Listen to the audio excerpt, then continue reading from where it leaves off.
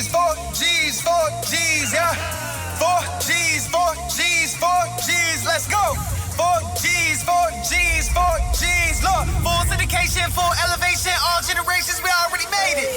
4 G's, 4 G's, 4 G's, yeah. 4 G's, 4 G's, 4 G's, let's go.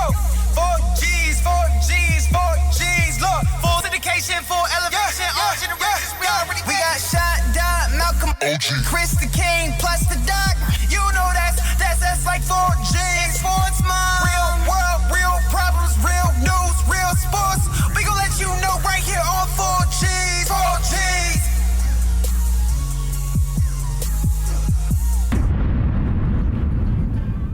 Welcome to another 4G podcast, all right? First, before we even get started, I want to thank you for viewing and subscribing.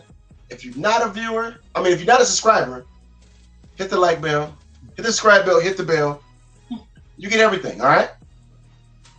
This episode is brought to you by My Cozy Creations, okay?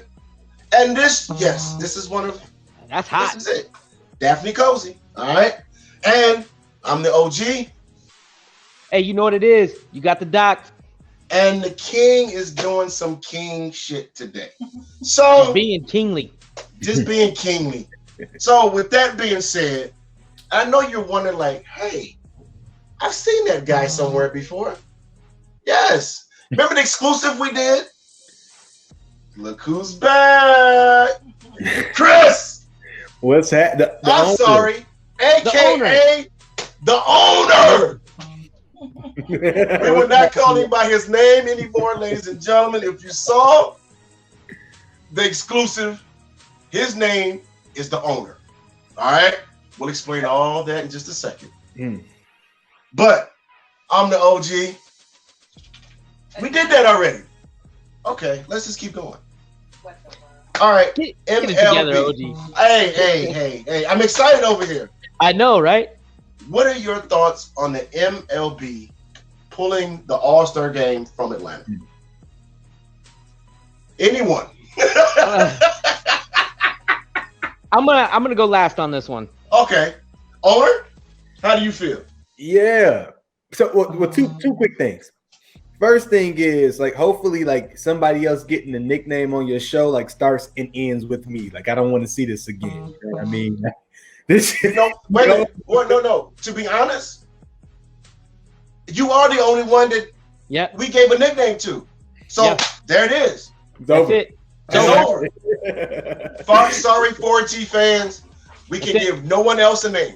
Whatever name you come with the show with is a name you gotta have. Yeah, that's it. Word. That's the first thing. Second thing.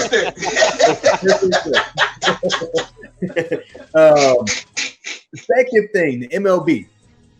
Yes. I'm a fan of sports in general.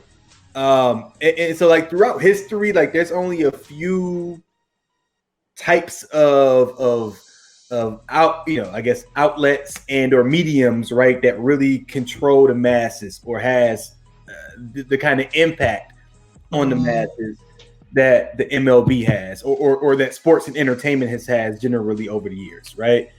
And so when you think about particularly the MLB pulling the All-Star game in relation to voters' rights, what it tells me is that I think owners of leagues, ownership of leagues have known the power that they've had for a long time, probably even leading up to now, right? And in its own way, each major has done something different in some way to kind of advance the plights of colored people. Let's just call it what it is, right?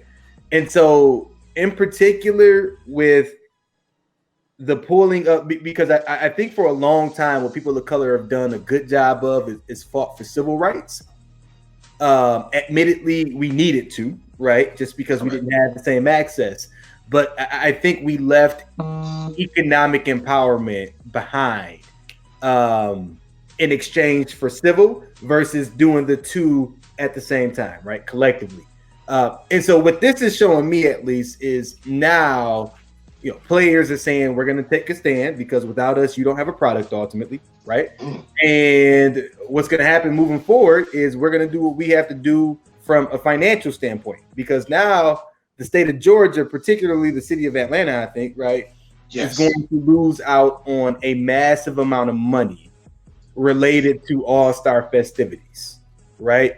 No different than the Olympics deciding to pull Kuwait because, of whatever that situation was a couple of years ago. Similarly, it could cripple what the economy was ultimately planning to do, right? And when you start hitting pockets the way that the MLB is doing, people are going to start waking up pretty quickly. You know what I mean? So I commend them for doing it, because it seems like the only way that people listen in the capitalistic society is by way of hitting the pockets. There you go. And before you get started, Doc, since I'm here in Atlanta, they said that weekend alone, it was close to, they were saying like 100 to 150 million that local commerce are going to miss. So we've already lost we didn't have the Final Four. You had an All-Star game where you could have fans, and now you lose All-Star weekend in baseball. Atlanta's hurting right now.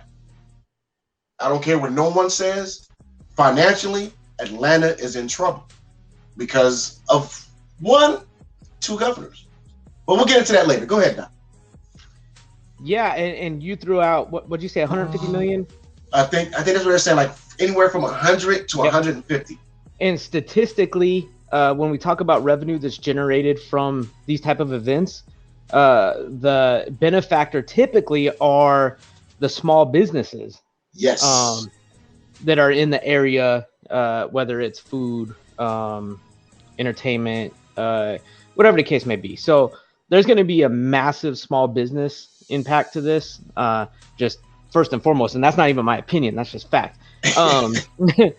And then so we get into opinion, and first I want to take it from just a fan perspective, because we saw this similar thing happen in Arizona many years ago, where at the time Arizona was not recognizing MLK Day, and they pulled the Super Bowl. And it felt like, as fans, like now we're being punished for something like it's not a decision we made. You know what I mean? Correct. And the team too. I mean, if you ask any of these teams, and even the Braves, were saying like, "Hey, look, I don't like we're being punished, and we didn't say this is a law we were looking to put into place." Right.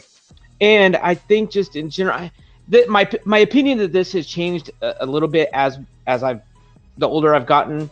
I was always someone that just I watch sports because I want an escape from the crazy crap that we go through every day.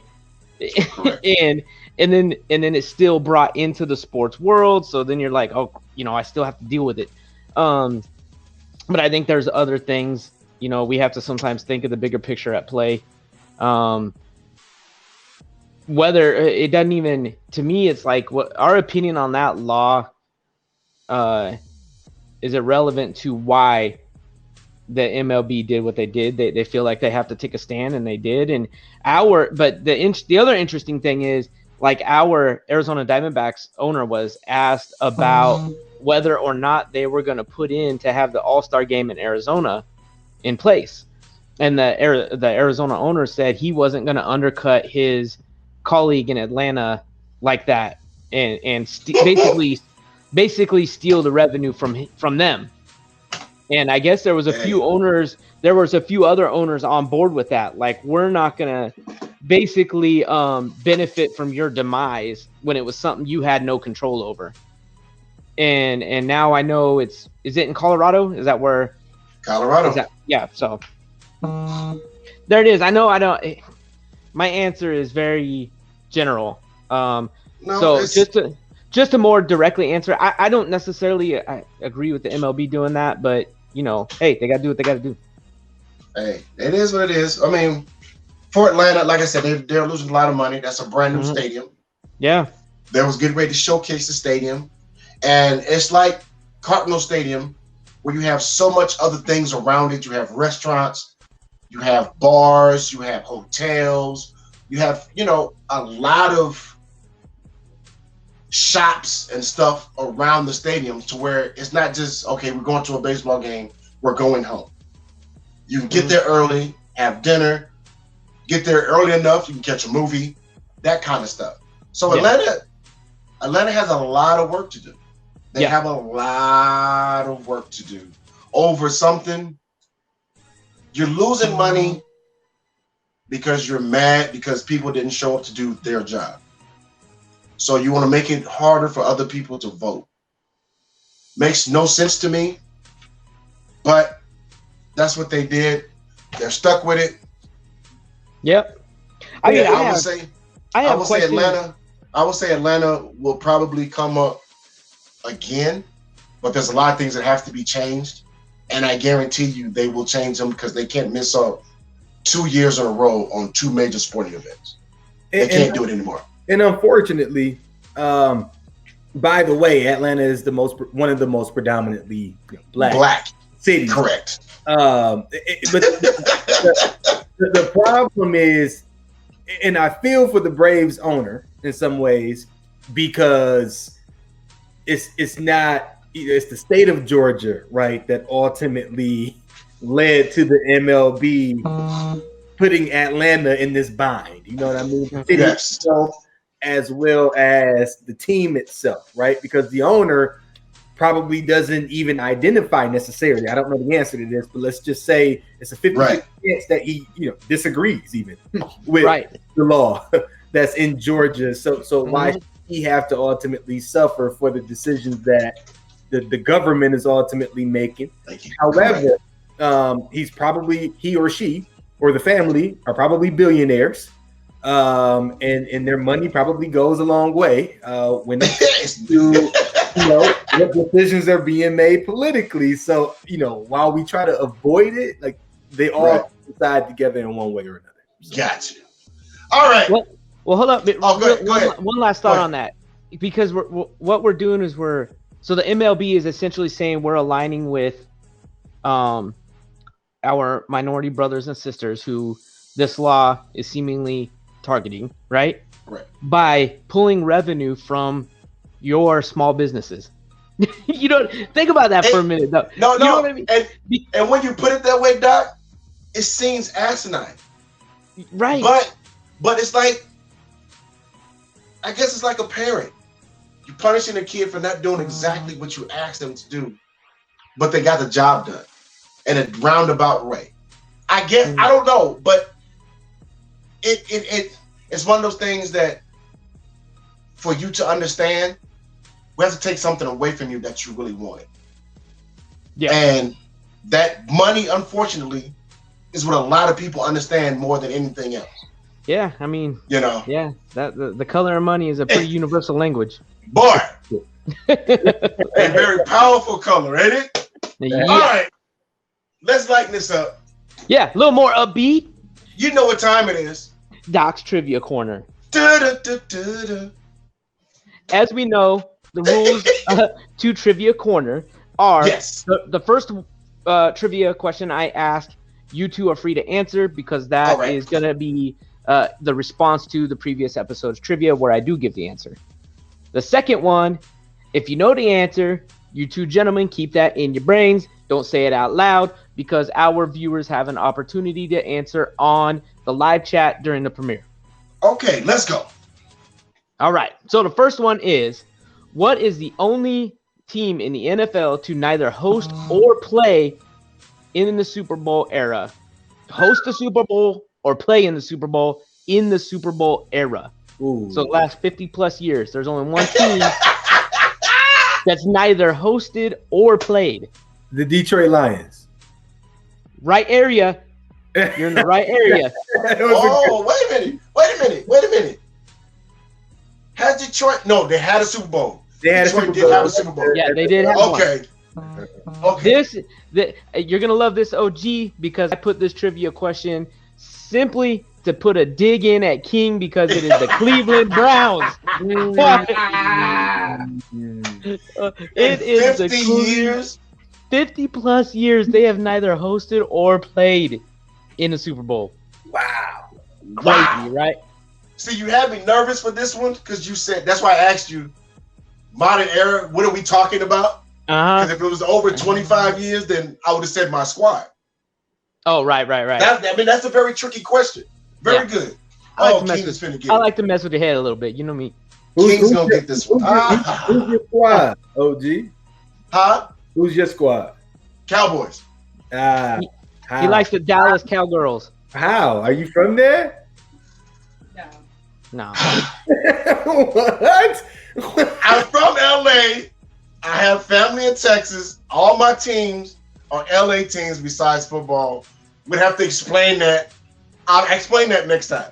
The Cowboys is his favorite. Wow. Yeah. Okay, I'm sorry. Go ahead, Doc. Hey, bro. The owner, man, I am with you on that. I do that all the time. My teams, I gotta tell you, man, my teams have given me nothing but heartbreak my entire life, but at least they're all Arizona all day because that's where I'm from. Hey. All right. Next trivia question. You gentlemen, just keep it in your heads because I think you're probably going to know this one. Which legendary basketball player was Michael Jordan originally nicknamed after as a young high school basketball player? Is it A, Julius Dr. J. Irving, B, Irving Magic Johnson, C, Pete Pistol Pete Maravich, or D, George Iceman Gervin? Wow. It's going to be a good one. That's a great question. That's a great question. As you all know, listen for it in the premiere. You answer correctly in the premiere, and you can win one of our amazing gifts, some of that swag from Ms. Daphne Cozy, My Cozy Creations. There it is. There's the shirt. Hey, I tell you, the answer is going to blow y'all's mind. Look, I'll throw a sticky shirt in there too. Oh! Yes, sir! Yes, sir! Ladies, damn it! Can I answer now? No, I can't. Damn. Let me say this so y'all can hear this closely. You not only are you getting something from 4Gs, but the owner said he will throw in a sticky shirt as well. Absolutely. Oh, I love it. That's the way. That's why we call him the owner, ladies and gentlemen. That's why you call him the owner. Power moves. Power move. You know what? We're going to get right into it with the owner. So, you want me to start or you want to start, Doc? Go ahead, OG. Get it going. All right. Owner. What's that? What are your today duties for the team? Yeah, so Chris Jackson, by way of Pontiac, Michigan, aka the owner, though, from here on out. That's it. So born and raised Pontiac, Michigan. So recently, I was here for the exclusive. If you haven't watched it, go back and check that out. But basically announced our new team in the GBL, the basketball league, an alternative American professional sports basketball league. Kind of that tier right underneath the G League, if you will. So super competitive, some guys who got some talent, but maybe just haven't quite reached the level of potential yet. So at any rate, I just acquired the Lansing market. The capital of Michigan is Lansing. And so we won't tip off until April of 2022. The season just tipped off Friday. For the teams that are currently in the league, the 35 teams that are playing around the country right now. So super exciting. And I'm super grateful that I got a year before. Yeah. I'm not going to lie to you. Anybody who, one of the things, we were talking about it backstage, but one of the things that I think people miss out on is while people are being entertained, there's a business happening simultaneously. Like there's a lot of things that go into making sure that experience is exactly what you expect that experience to be. You know what I mean? Mm-hmm. And I think a lot of people, it just goes over people's head because why would you think about it otherwise, right? Right. Day to day, what does it look like? So I'm fortunate that I have the ability to, sell two things that most people don't have a chance to sell, to be frank, right? That's the sports team, and that's access to cannabis, right? For people who are of age. Put that out there as just letting everybody know. I have the ability to move in those realms, whereas a lot of people don't. So, and I bring that up because sales is probably the most important part to ownership of a team, right? Mm-hmm. A professional team, especially because without butts in the stands, nobody gets paid ultimately, right? Corporate partnerships only go so far. And so, my day-to-day right now as we build up is fulfilling the executive roles that are going to be necessary in order for us to have a successful first season, right? The sales and marketing branch, the tickets is another branch, communications is a branch, basketball operations is a branch, right? So right now is filling those roles for people who are going to ultimately kind of serve as the executives or the directors in those branches, and then helping them fill those things out all the while I constantly have to sell, right? So right now, locking down an arena, project management so that I understand exactly what's going to happen throughout the course of the next 12 months, press conferences that are going to be coming up in the near future, finding the right coach, partnerships with the school system. Like these are all things that are happening right now. To answer your question, I don't know if there's a clear day-to-day, but those are the areas in which I've been focusing my time. Okay. All right. Okay. Well, that's a good look. Yeah, and I think this next question really plays into what your focus is, and that is, what is it you hope to accomplish with your league? Like, what is the ultimate goal here? For me being a part of the league, right? Right. For me, one of the things that I can't remember what interview I was watching, but recently I was watching an interview where there was a minority couple that had gained access to ownership, I think in the AFL. Okay. And the person who was interviewing them or talking about them basically had the thought process where I know the goal or the dream is to be a part of one of the majors, right? The NBA, MLB, NFL, but it's saturated, right, in a way, and the cost, right, because of the institution that has been built, is so hard for people to get into. If you can get in on the front end of a younger league that could potentially sustain, then the yields may even be greater than you being a minority owner of, said the Minnesota Timberwolves, right? Which A-Rod just I was going to just bring that up. Yep. Right. Yeah. And while his net worth goes up, he's really only going to make money if the team ultimately sells, unless you're the majority owner. So that's how professional sports work, right? Unless you're the majority owner, you're probably not going to make any money unless there's a sale of a team or you sell your shares ultimately, right? Mm-hmm. With a league like ours, it's young enough where I can make it whatever I want it to be, particularly as the majority owner and president of the team. Okay. Of the team market. And so, to answer your question, my hope is a few things, right? I wanted to diversify my portfolio just as a businessman, generally.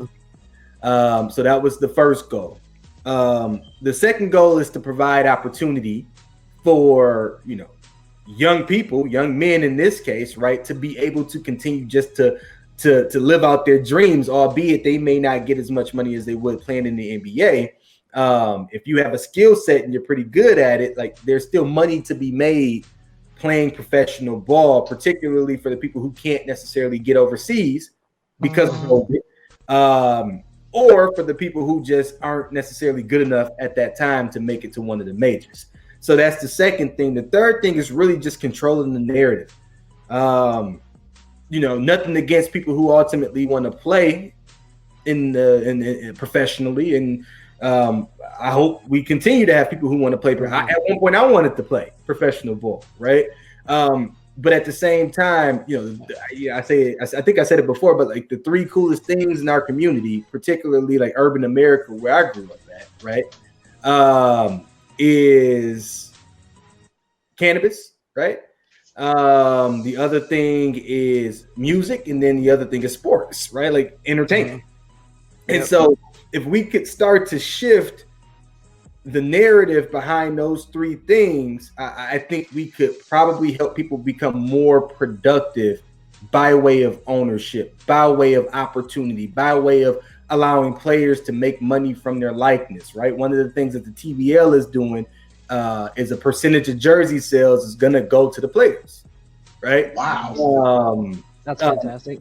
There's a live streaming service called TBL TV for every team and or every player that sells a subscription either for the team or for the league pass, quote unquote. Then they are able to make money from that. Other creative things that we're doing is ticket sales for players who sell tickets.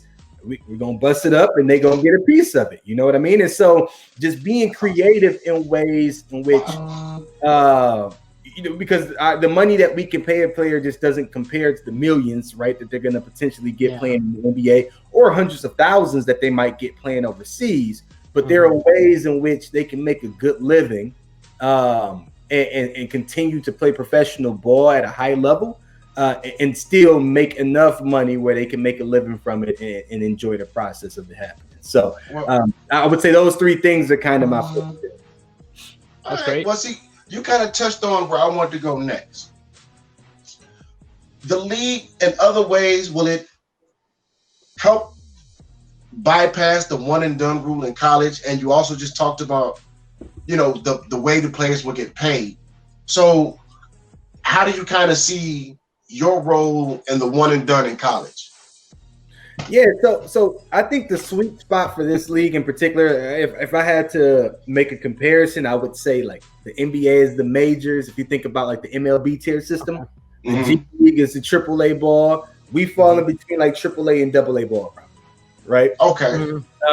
So the sweet spot of players are probably going to be the ones that are graduating from college and didn't land anywhere. So 21 or 22 years old, all the way up through, maybe the 34, 35-year-old veteran that has a ton of experience playing everywhere, right? Okay. And want to, either there's one guy in particular who's a good friend of mine who is from Lansing, and he's 36 now.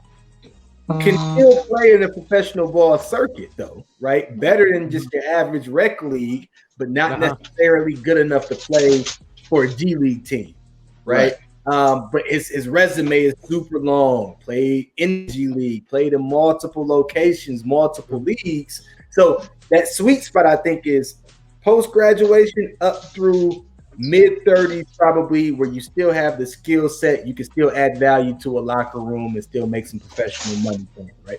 The thing that is going to be important for us, at least, is the community aspect of it all. So some of the paycheck from that we're going to be giving our players, community service is going to be wrapped in their paycheck. So a certain percentage of your paycheck is going to have to be you going out and actually being a part of the larger community, because we aren't, not to say that the NBA isn't community focused, but largely our success is going to be on what we can do to build a relationship with the market we exist in, right? The marketing money isn't there like the NBA has, where you can go anywhere and you're going to have fans. And so for us, super important for employees, not employees, but players in this case, employees and staff too, but players, right? To be willing to commit to building up our brand in the community and doing right by the community that we exist in. Gotcha. Okay. I think I like how you use the term community, because I think that somewhat plays into my next question. Though there isn't the social stigma that there once was. Can you answer for me? Have you yet encountered backlash on your ownership in the TBL and your affiliation or stakehold in cannabis? Has there ever been a backlash in that, or are you finding that the intertwining is happening, just fine? Yeah. So, by the way, I'm batting 1,000 right now, right? Because every question is leaned into like every answer. I tell you, I love it, man. That's perfect. Hey, that's why you're the owner. So to answer your question directly, the stigma still exists. However, you're hearing more and more from retired players, high profile retired players, right? Mm-hmm. That are saying, we're done with you killing us by way of opioids. Yes. You know what I mean? Like, we're done with that. Research is telling us we're getting killed. So as more and more players who are ultimately the product and or the business, right, that the NBA, MLB, NFL, that they need in order to function, in order to survive, the more we start hearing people use their voice, the more normalized it's going to become. And I think there's this balance between federal legalization, which is inevitable, and star players, right, basically speaking to their experience. Those two things just basically create the perfect storm in normalization in people's mind, and it's coming.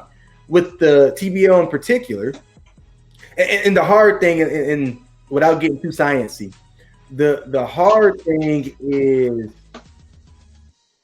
putting a cap on it, or leagues trying to put a cap on it, because you don't know how cannabis impacts any one person compared to another person. So to say you can only have X amount in your system or X, Y, and Z is tough, because it may not be beneficial to me based on what I need, based on what my injuries are, compared to you, Dot, who has a totally different makeup, body shape, cannabinoid system, et cetera, right? So that's going to be the interesting conversation, is so long as it's not detrimental to the play of the player, but then how do you define that, right? Yep. So those are going to be the conversations that we got to start having more and more often, just to figure out where the sweet spot is. But the Viola brand by Al Harrington, he just came out with Replay, which is a CBD brand. It was just endorsed by the NBPA, right? Oh, okay. In affiliation with the NBA. So even though it's not a THC specific company, it's still cannabis, right? It's just the non-hallucinogen part, right? Of cannabis. And so it's happening, and I think CBD is a good stepping stone to ultimately, it's far too much money. And as soon as Big Pharma is able to participate, then they're not going to mind losing money on opioids anymore, because they can just make it up on the cannabis side of it. That's exactly it. That is 100% it. Once Big Pharma can get their hands in, we're going to see a whole different narrative. Right. Yeah. The narrative completely changes. Right. Yeah. The story will change. It will. You saw Exhibit has a strand that got outlawed in LA because it's called napalm. Had you heard that? Had you read that? Oh, for real? Yeah, just because the name is napalm, and the stigma behind that being a violent weaponry or whatever the case may be, which is unfortunate, because it's a name's a name. I don't know. I think we're getting to a point where we're trying to regulate every darn thing in the name of political correctness. Pretty soon they're gonna regulate how many times you can take a breath in a minute. I tell you what. Hey, COVID did that for us. You know what I'm saying? Yeah, yeah, it did. Oh man.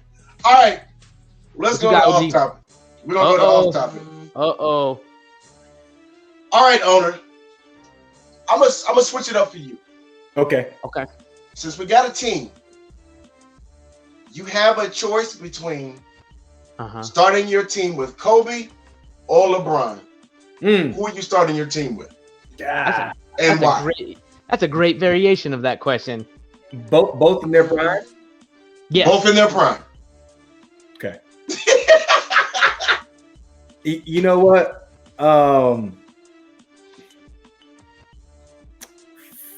For today's NBA, I'm going to say LeBron. Okay. I think that LeBron is a walking triple-double, right? Which means he excels at multiple facets of the game, right? He's a leader, particularly like the LeBron that like the Cleveland Cavalier LeBron that beat the Detroit Pistons when they were still like the Pistons. The new bad boys. Yeah. You know what I'm saying? He scored like the last 24 out of 25 points or something like that. Yeah. That playoff. Yeah. I remember that. Yeah. So I would say LeBron, and you know, he's a complete player.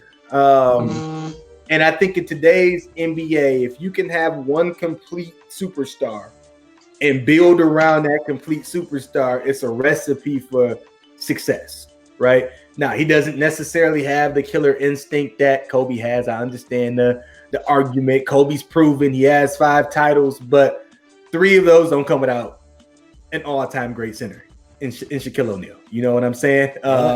So all things considered, I like the mentality of Kobe more.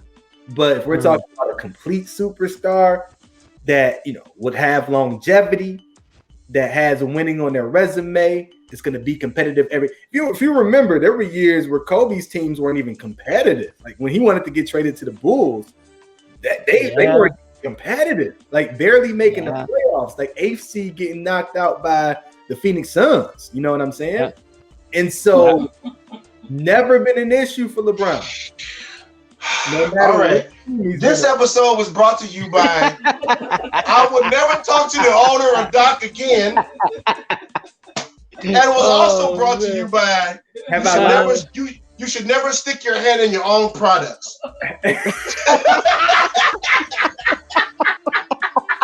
OG, have I told a lie?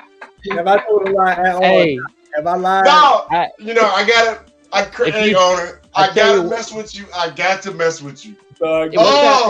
What's that phrase? If you're lying, you're dying, man. And Right. You He's know, I not see going you breathing nowhere. Well, So I see you he's breathing well. very well. You The know, only reason I said that is because when he brought the Suns in it, you're gonna get Doc started, and I don't want to hear him start. So hey, he saw it going. I was like, you know what? If you all recall, other than at that same time as he wanting to go to the Bulls, he actually had said that he would come play in Phoenix with Nash too. Yeah, because I remember all of us in Phoenix were like, "Holy hell, yes, please!" please.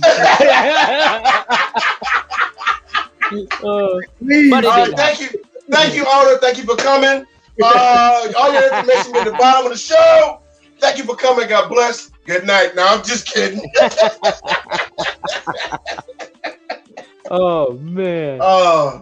No, but hey, I understand exactly where you're coming from, owner, and when you put it in there, I mean that's like Doc had brought up before.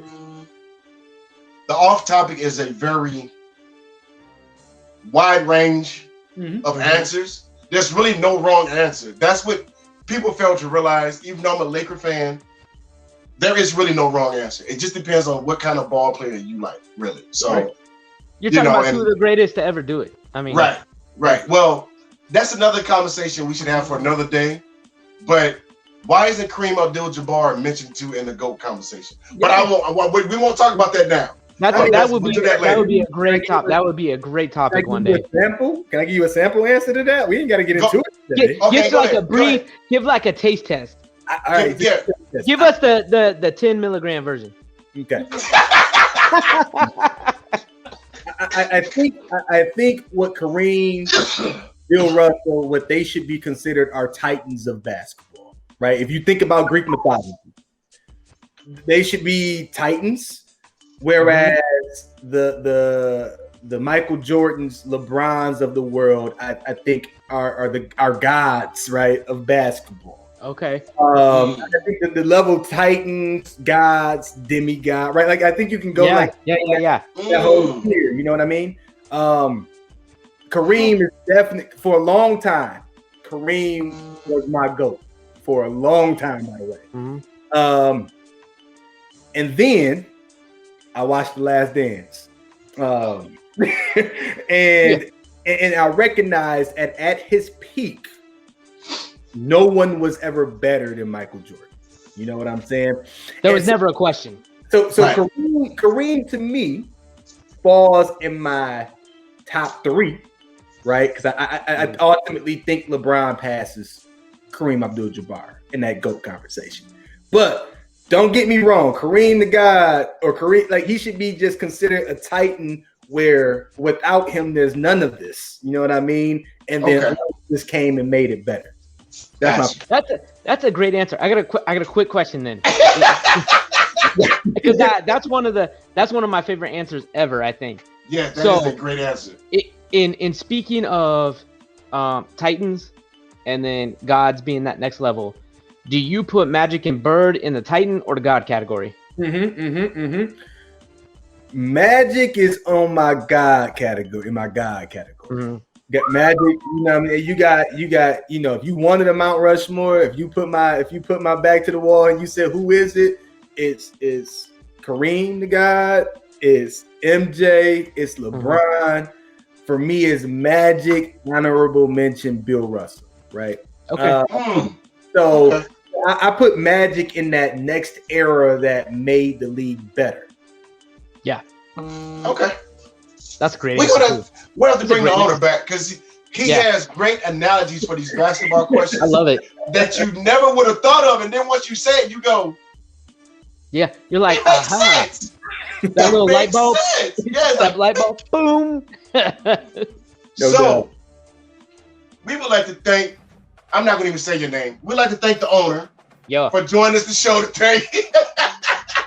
All his contact information about him, all his businesses will be in the link in the show. Once again, man, like I told you when we did the exclusive, we definitely have to bring you back on because you have so many facets. We can't put everything into one show. So we're going to have to break you down. So you will see the owner again, but we will talk about different aspects. Maybe the next time it will be an 18 and over, maybe a 21 and over conversation, and we'll get into the cannabis industry. So just stay tuned, but we will probably have to put an age restriction on that show just because of the content. Yeah. Owner, you have any shout outs? Any shout outs to y'all first and foremost. Shout out to y'all, man. Thank you for doing what you guys are doing. It's important that these types of conversations are had. It's important that we normalize certain conversations that aren't happening because they don't fuel a certain regime and or entity that has all of the money that's being pumped into that media outlet. So ownership of media is super important, man. So thank y'all for doing what you do. Shout out to the TBL, the Basketball League.net. If you're interested in checking out the league and or all of the teams that are in the league, I promise you they are probably a team in a state near you, and or it's one coming near you, but 35 nationwide. So happy to be a part of that league, doing some special things. TBL Women is on the lookout. TBL Africa on the lookout. TBL Junior certainly on the lookout. I think the goal is to ultimately to have a deregulation progression league similar to like overleague or overseas soccer, right?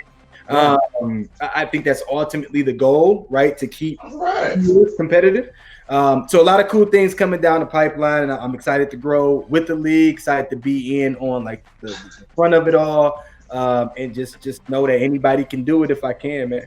So that's awesome. I like you hear that pun he put in there? Grow with the league. That's good.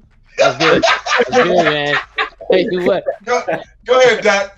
It's like volleyball, he just sets it up, man. Just set it up.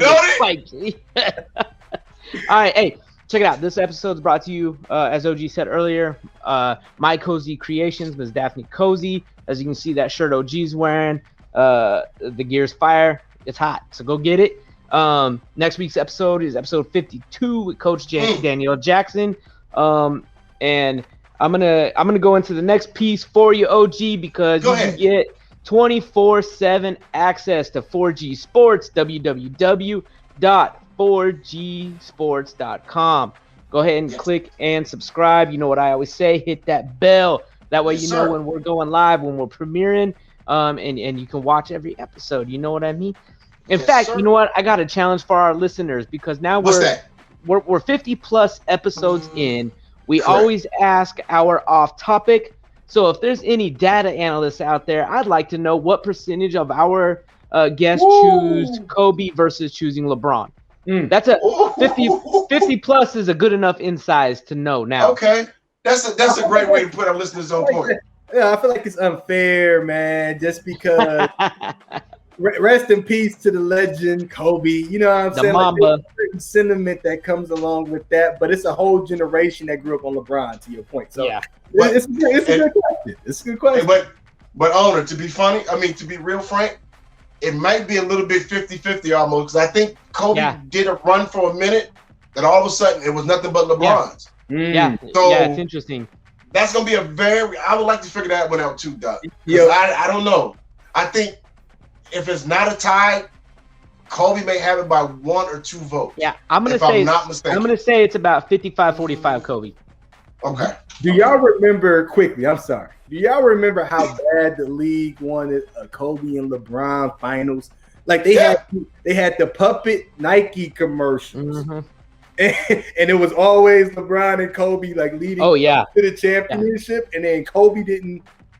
No, LeBron didn't make it that year. Right. He ended up making it. And then like he was at the crib, and the little boy was like, "LeBron, call Kobe." Yeah. Where he at? You know, like yeah, I remember that. Yeah, I remember that. So I mean, that's what I'm saying. That rivalry, which I didn't think it was a rivalry, I just think it was two great ball players. It's more than a rivalry. It's what the people wanted. That's what it was. Right. Yeah. So, but man, owner, thank you for coming back. We will definitely have you back again. And don't think we forgot the trivia answer winner. Not only will you get something from 4Gs, you will also get something from Sticky. Okay? Yep, no doubt. So once you win, Sports Mom will take care of you to get you what you're supposed to get from Sticky. But I will say this. I do like that shirt, but if I get it in blue and black, I would want it tomorrow. If I get it in blue and black. Blue and black. Blue and black. Or at least white. Just no red. Just no red. No red, Got it. Hey, and let me give my shout out real quick to my boy Keon. He made these socks right here for me to wear on my son's game day. Oh. All right, Keon, you got something to do for us now. He calls it I can't say it like Lil Jon and the Eastside Boys, but he calls it OK T-shirts. Oh, okay. Yeah, so that's what it is. Here's another one. So his work is solid, man. His work's solid. My boy Keon, who, in classic 7 Degrees of Separation, is from that Michigan, that Lansing area, I believe. If Keon, if you're watching, correct me if I'm wrong, but I know he's from that Michigan area. Had to be from here doing some fly shit like that, I tell you. Yo, we might be some 4G socks on the way. Hey, I like that. Might be some. It could be some Pharaoh socks on the way. I tell you, I'll rock them too. Right. All right, gentlemen. Owner, thank you very much. My brother, Doc, thank you very much. King, doing King shit as always. But in other words, he was out there taking a boo-boo. 4Gs. We're out.